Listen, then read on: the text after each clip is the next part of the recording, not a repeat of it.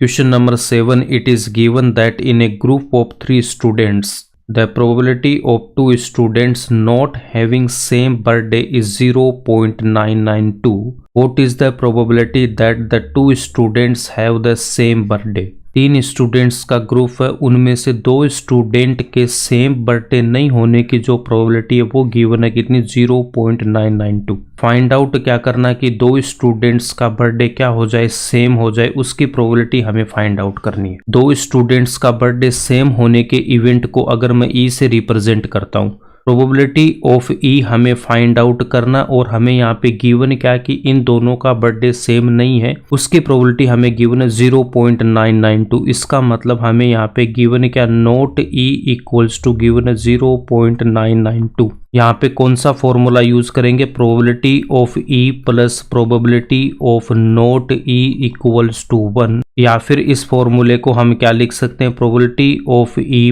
Plus not E को मैं ई बार से रिप्रेजेंट करूंगा और इक्वल्स टू में 1।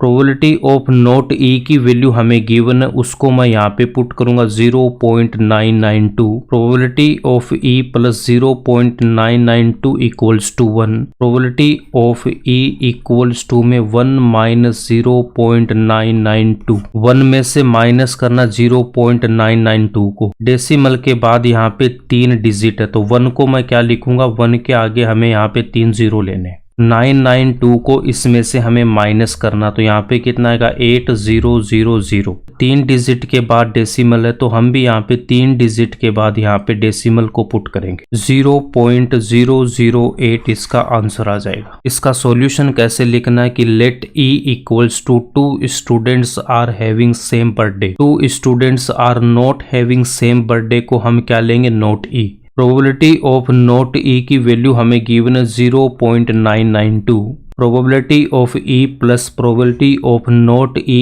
इक्वल्स टू 1, इस फॉर्मूले का हम यूज करेंगे। Probability of E equals to कितना आ जाएगा, 1 माइनस 0.992, 0.008 इसका आंसर आ जाएगा।